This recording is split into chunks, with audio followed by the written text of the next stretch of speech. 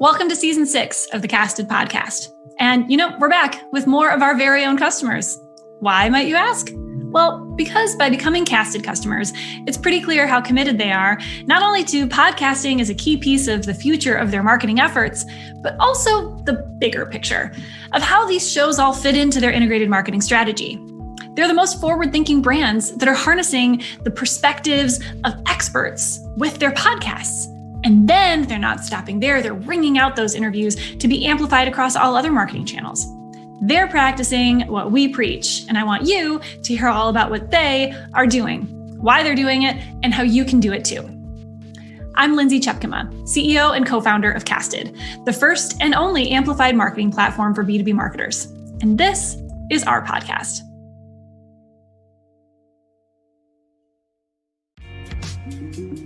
Today's conversation is with Dana Iskoldski from BlueCat. Because IT can be a difficult industry to get people to talk about, especially in a B2B podcast, where organizations can be extra careful about what they can safely give away. Well, IT is exactly what BlueCat wanted to cover. So they buckled down and thought hard about how they could create a community around their podcast, Network Disrupted, and how the show allowed them more flexibility than other traditional content to turn a conversation into something lots of people would really find valuable. In the beginning, Dana was limited in what she could do, but the important thing was that she had a clear strategy about what the podcast should be about, who the ideal host would be, and how to get the most relevant guests to come on the show. Now, with 2 seasons under her belt, Dana shares some of the most invaluable lessons that she's learned about how to best produce a podcast and keep leadership apprised of how and why it's successful. Dana, so glad that you're here. Thank you so much for joining us. Thank you so much for having me, Lindsay. All right, so let's talk a little bit first about BlueCat and your show and kind of how it came together and the role that you play. Let's kind of get oriented around that as we kick things off. Sure. So we launched our show in and about 2 years ago. Before that, I had just started working with BlueCat, and it was in a sort of PR meets a little bit of effort in brand awareness kind of a role. And I remember podcasting was it was still kind of new to everyone. Maybe people listen to a podcast, but they, my VP maybe had his like NPR they listened to, and that was the one thing he did.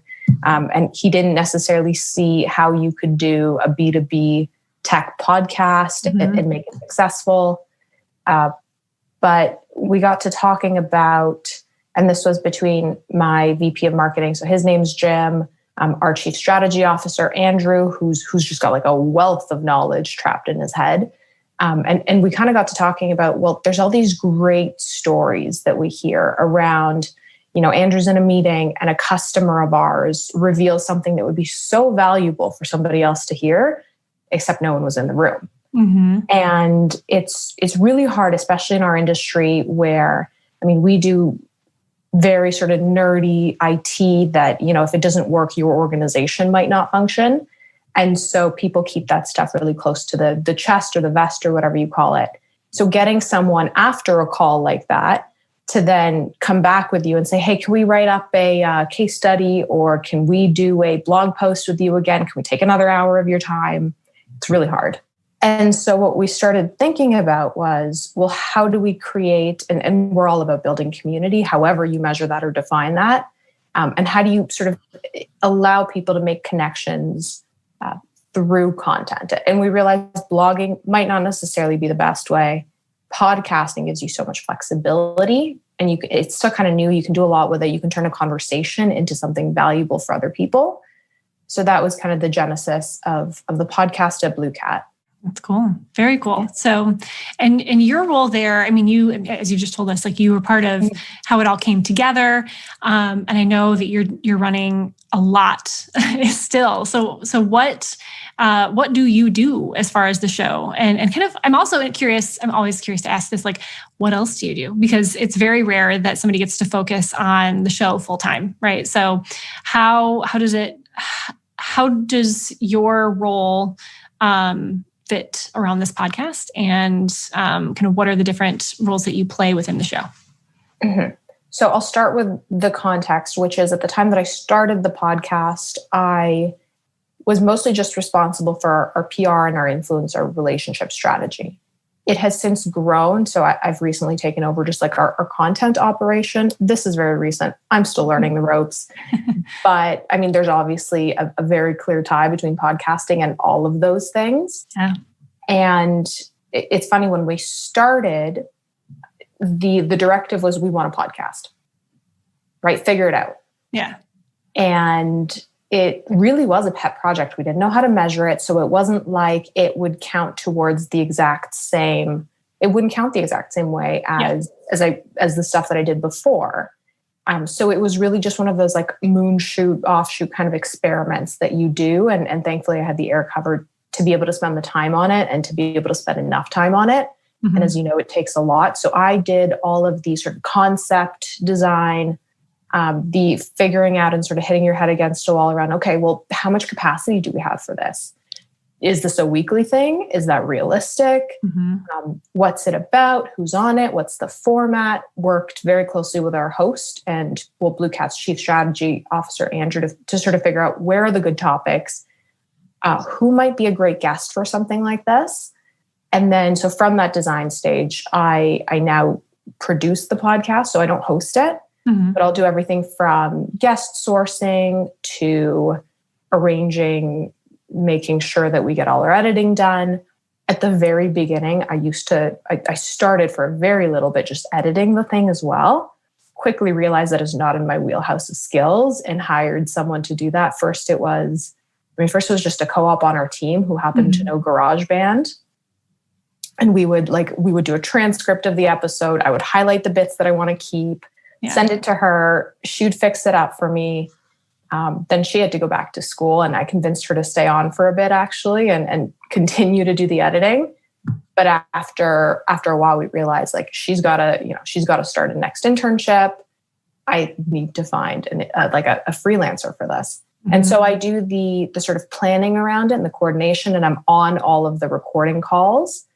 So Lindsay, right now it's you and me in sort of our version of this. There's Andrew, the host, which would be you, the guest, which would be me. And then there's sort of an extra person there keeping an eye on the conversation and sort of prompting and helping figure out where can we go, mm-hmm.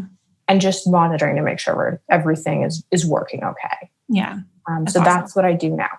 And I'm in the midst of planning, or rather the early stages of planning the third season here. Got it. Man, I think that there's probably a lot of people listening that are really resonating with, first of all of the things you're doing, and two, like all the different parts of the process that are involved, right? So let's talk a little bit about each of those stages, right? So putting together your show, what's some of the advice that you would share around those questions that you just asked, or shared that you had asked yourself?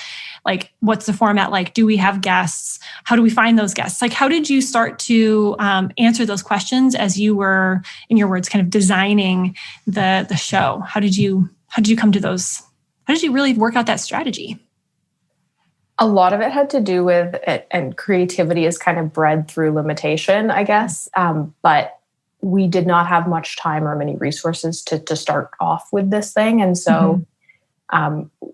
There's some really great podcasts out there that are a huge production, both from an audio standpoint and from a storytelling perspective, where they've got interviews interspersed with, voiceover, narration. Yep. We could not do that. That would have been a huge lift. And so we looked at, well, what is it that we can do? And what is it that we're good at? Mm-hmm. And we realized that what we're good at is one, teasing out information from other people, and sort of asking the right questions. And what we can manage is one-to-one interviews, because they don't take as much prep as something like, trying to think of the podcasts. I think Serial is probably a good example. Yeah, where there's lots of narratives and layers and Mm-hmm. Yeah. So we did what we could, and that was the one-to-one interviews. They provide you, especially when you've got a host who's a C-suite leader who's got traveling all over the world. I mean, not anymore. Yeah, once upon a time. But you need that flexibility, and so we chose the one-to-one interview format. We used to do like prep sessions with guests ahead of time, we now realize you can almost just bucket the two meetings together. Our guests are usually representative of, some of our buyers and some of our customers. So we both know them well, and we end up generally knowing what they struggle with already. Yeah.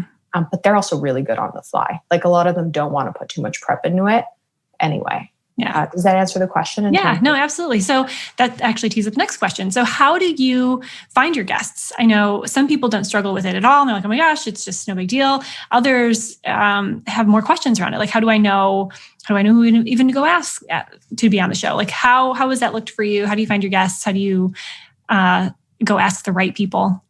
What's that look like for you?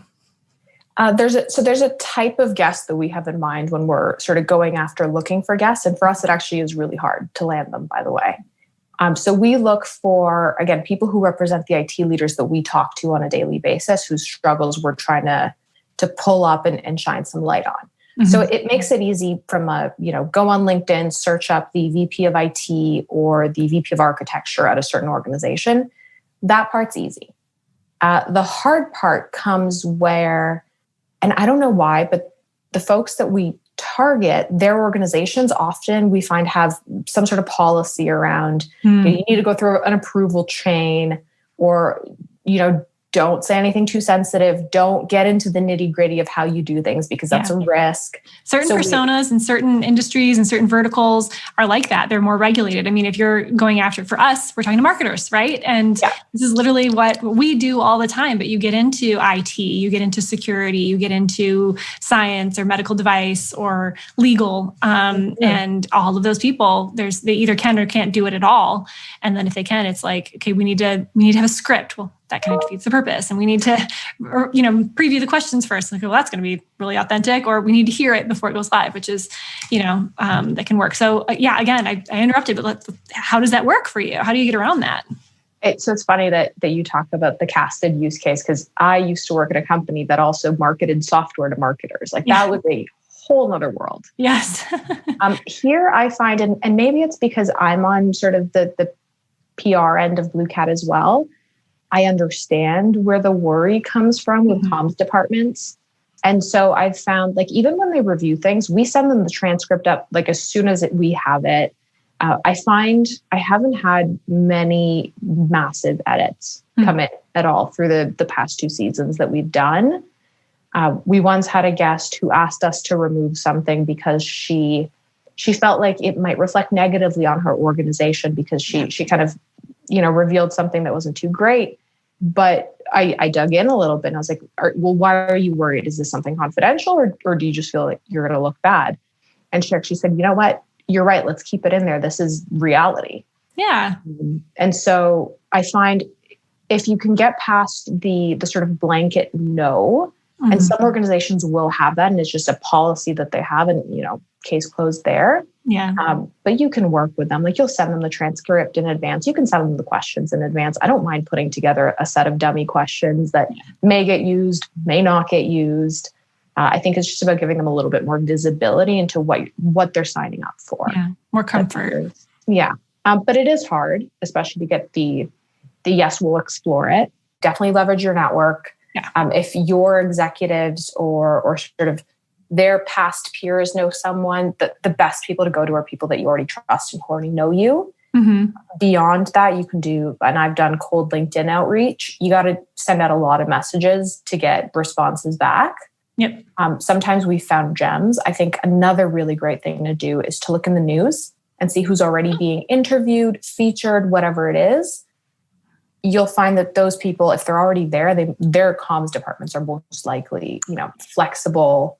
They clearly have an appetite for doing the personal brand building stuff. So I've had success there as well. And you can find their emails online pretty easily.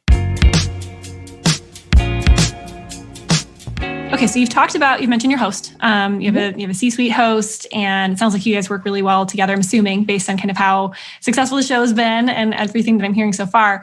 How did you find the host? Like, how did you select that? Was it just an obvious, like, they're going to do it? Or was there any discussion around kind of what the show needed to be and therefore who the show's host should be? It was kind of obvious. It was partially built around him. And because of the nature of his role and the kinds of interactions he has, natural thought leadership already made it really easy. He was kind of our lined up target from a marketing perspective or brand building perspective as the executive whose brand you're trying to build up. Yeah, that makes sense. So what advice do you have there for others who are in the shoes that you've been in and they're trying to build up their show and maybe it's not as obvious, or maybe there's someone that everybody thinks it's obvious, but maybe that's not the best person for what you're trying to do with the show? Be clear about what you want out of your show. And I think that'll help you figure out who it is, who's a good fit. Mm-hmm. And then consider things like, are they bought in and are they willing to give you the time? Yeah. It's not just, show up for the recording and be done with it. Especially when you're starting it up, you also want their input, you want their feedback. So find someone who is excited about it and is an advocate. You can always tweak it a little bit. Like if you've got someone who's really willing and is capable and can speak, in a podcast form, like they've got to be a little bit engaging and interesting and open to learning new techniques for pulling mm-hmm. things out of people, or whatever the format of your podcast is. Yeah. I guess look for all those things, and who scores the highest on that matrix is your target. Mm-hmm. Yeah. And work as closely as you can with them, but try to do as much legwork as possible for them. That makes sense. So again, you have, someone who's, C-level executive. This is not, what he's spending all of his time doing. This is not what he should be spending all of his time doing. How do you help manage that time? Do you have any advice that you can give? Because that's something that I hear a lot as far as like, oh, it should definitely be our CMO. It should definitely be our this person, that person, this person. But he or she is very concerned about how much time it's going to take, because it does take time. Like you said, it isn't just showing up for interviews, but there are lots of different ways. I've heard about, like clumping all the interviews together at a certain time of the week or month or whatever. Others just trying to minimize the work over here. What do you do to help manage that time and also, keep him engaged when his calendar inevitably, I'm sure, gets insane and he still has his podcast to do? Yeah. So the one tip, and it might not be super relevant to exactly this question, but is make friends with the executive assistant who works with them. They're mm-hmm. going to help you a lot and give you insight into, either how they feel about something or whether they're too busy or what's coming down the pipeline for them. So do that. But then second, do as much research as you can for them. So say you've got a guest and maybe you've done the outreach and they're, the guest is ready to meet your host. Mm-hmm. Prep your host, give them all the information. We use Slack at BlueCat. So I literally just send a whole sort of bullet point list of here's what you should know. Here's what I think you could ask the person about based on what I know. And I send that. I mean, our host is pretty good, so he doesn't need much time and he can do things on the fly. Some people like to get this material farther in advance. So figure out your host's style, but just as much research as you can. Put it all, centralize it in front of them, and then give them, I don't know if you want to start scheduling maybe like 10 minutes ahead of the call or something like that, to just give them the time to breathe if they haven't yet, and do some just basic Googling or look at the person's LinkedIn that they're about to interview. Yeah. I find that helps. And then take ownership of the thing. Like, don't ask too much about what should we keep, what should we cut. You should know the content well enough too, that the editing process is very light on them. Yeah. Okay. So you have proven that you are an incredibly thorough producer. I think that's very clear. I think people are probably like taking notes like, oh my gosh, that's a good idea. Oh, that's a really good idea too. So what do you think it is about you? What skills do you have that you think are important for a role like yours, to producing a show, to keeping it on track, to keeping it organized, to keeping the host prepared and confident and managing their time? Like, what do you think is important if you are going to be the person kind of behind the scenes of a show? Okay, therapy session. I think to some degree, like, you need to be detail oriented because there's so many little things that sort of rely on one another within the setting up of the podcast. And you can very easily start to feel a little bit over your head or in over your head about it. And then the other thing is just the ability to go with the flow, because as much prep as you do, things will not go according to plan. And you need to be okay with that. Like, you can draft as many questions as you want for your host. they're not going to follow the script. And it's probably hopefully, hopefully they don't follow the script. Exactly. That's when you get the good stuff. Yeah. Yeah. Like the whole point, I think, in doing the prep and being so prepared is just to be able to be a little bit more flexible on the fly. So I guess it's a mix of those things. And then if you've got an eye for content, or I feel like it's easy to fall into the platitudes of content and sort of reiterate the same things that everyone else is. If you can look past that and both push your host and push your guests and sort of set the expectation up front that, we're here to deliver value to the listener. If that means I need you to get a little uncomfortable and tell me a specific story of how you did something, please do. Yeah. And so it's to be able to see that, I think maybe everyone's got that eye, maybe not everyone does, but I think that makes the podcast great. We've talked about kind of how your show came together, a little bit about how you make it tick. What do you do with it once you have an episode? So you go through all this work, you have a great guest, your host is prepared, you're doing all of this crazy, amazing organization in the background to make it happen. And as we talked about, one of the things you said right before we hit record was you can't just, send something out to Spotify and hope that it's going to get 1 million listens, especially in B2B, because and this is one thing that I talk to a lot of people about, is that B2C or just consumer podcasts, somebody is on Spotify and Apple looking for, true crime podcasts or whatever it is. Whereas B2B, you're hoping that people find your content based on search intent. Like, I want to learn this. I want to buy this. I want to dive deeper into this. So I'm going to search for it. And hopefully, this content comes up. One of the pieces of content is a show. So let's talk a little bit about what you do once you have a show, and how you get it out there into the world, and kind of what else you do with it. Yeah, sure. So I think probably important to note is having someone listen to your podcast is great. That's not the only value you get out of a podcast. I think for us, especially when we came at it, was amazing if someone listens through all the way to the end. If someone even just knows, though, that the podcast exists and can tie the name of our host to the name of the podcast, and maybe there's a guest there who's super relevant and someone identifies with, even if they don't listen to the thing, that's success to us. So the sort of high level, I guess you can look at impressions here, but obviously do the whole sort of social sharing. That's kind of the obvious thing. Don't assume that the algorithms are helping you, and get comfortable reposting things a lot and sort of creating a cadence where, you've got this new, and this is a content problem in general, is distribution and how to do that right and make the most of the content piece you just invested time into. Create a cadence where, you've got your podcast. Well, what do you turn that into? Do you turn it into, here's an announcement post, but then pull some stats or some facts out of it for the week after, and then the week after that, and the week after that. So create a bit of a drip. Use your other available channels to your advantage. So if you've got email, if your host knows people, do that. The other thing that we do is we turn our podcast episodes into blogs as well. So we repurpose content in a bunch of ways. We also turn them, we turn our episodes into like these little PowerPoints as well that we post on social as little summaries. But like, not everyone's an audio listener, and that's okay. And if you feel like you can meet people where they're at, and I know this takes time, like summarizing a blog episode is not a 1 hour affair to put onto a blog, or summarizing a podcast episode is not a 1 hour affair. But if you can invest the time there, then you've got another excuse to share it and another excuse to interact with your guest. On the guest front, I find many people just hope that the guest will share. And again, like, not an expectation on guests to be sharing at all. But I think if you're inviting people on your podcast, you've got at least a sense that that community is important, and the value of sort of the network and the amplification that the guest brings exists.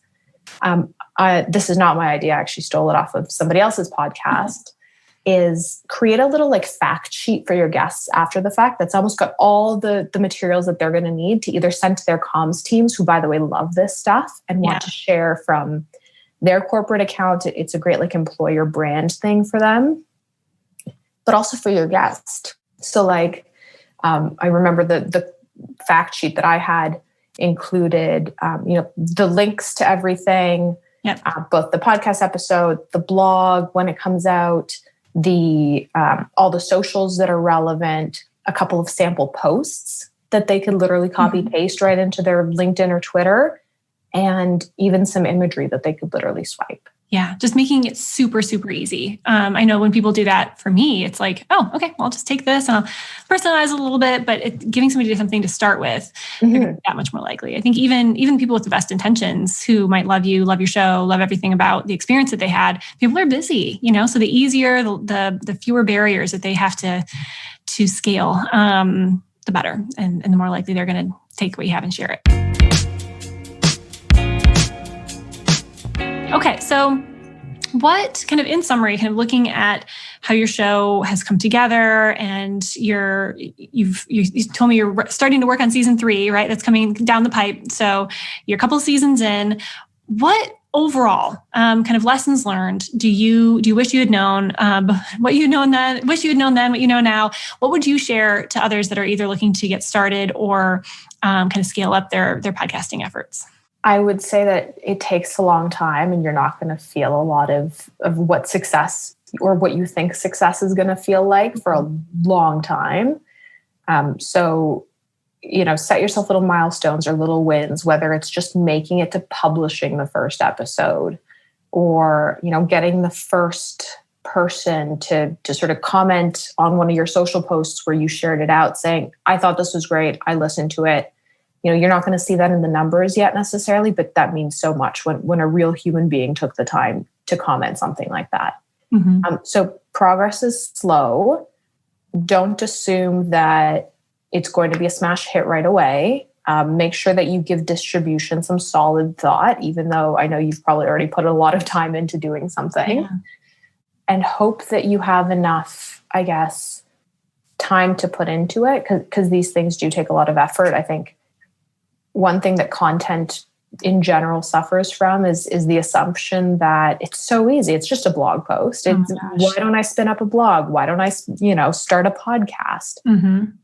It takes a lot more work, and just go into it eyes wide open so that you're not surprised, or you don't end up having to go back on a commitment that you made later. Yeah, for sure. Yep. I love your thought there about like the steps along the way, like celebrating the small wins and the small victories, because it is a marathon. It's not a sprint, but that doesn't mean that you have to delay all gratification until you hit 1 million listeners, or, have direct attribution of however much dollars in revenue. Like, there are victories along the way. Like you said, there's publishing the first show. There's getting your first unsolicited feedback or review. There's getting, reaching some milestones of small listeners. Like we had our first 10 listeners. We had our first show that had 100 listeners in the first week. I mean, those things are things to celebrate, because they are showing that momentum is accelerating. And that's what you want, is continued listenership. You want people that are coming back. You want new people being added all the time. And you want to start to get feedback from, internal and external about how it's going and what people think. So,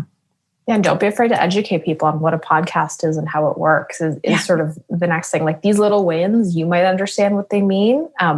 Keep translating them for the rest of your peers. That's so important for your peers, and also for your leadership, setting expectations around like, this is why we're doing this. And this is what success looks like in our first month, in our first year. Because even the leaders with the best of intentions, like, hey, we need to go start a podcast, I believe in it, I'm a big fan, might think something is possible that's not. Like, because like you said, content is perceived to be, oh, so easy. Just go start a podcast, right? I keep hearing about how anybody can do it. Well, okay, just because you can doesn't mean it's going to be great, right? And there's a lot of effort that goes into greatness, and there's a lot of time, and there's a lot of, like we said, small victories along the way. So I think that's super important, is making sure you're educating internally, like, hey, this is what we're doing, this is why we're doing it, and this is what we expect to see. Super important. I mean, I can say, like, I did not have that definition of success for a year out. I was kind of taking it like week by week. Thankfully, I had the air cover to be able to do that. So if you've got leadership that allows for that experimentation, take the opportunity so that you can at least learn what success might look like down the road. Yeah.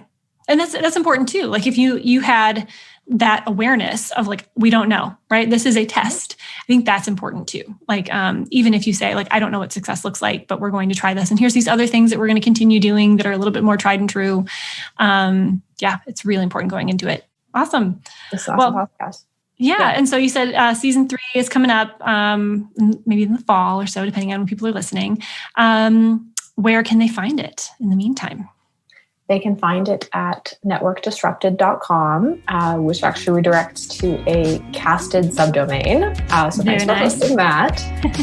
Or Network Disrupted on Twitter and LinkedIn. Awesome. Well, Dana, thank you so much for being here and for sharing the behind the scenes learnings that you have collected at BlueCat. Of course. Thanks for having me on.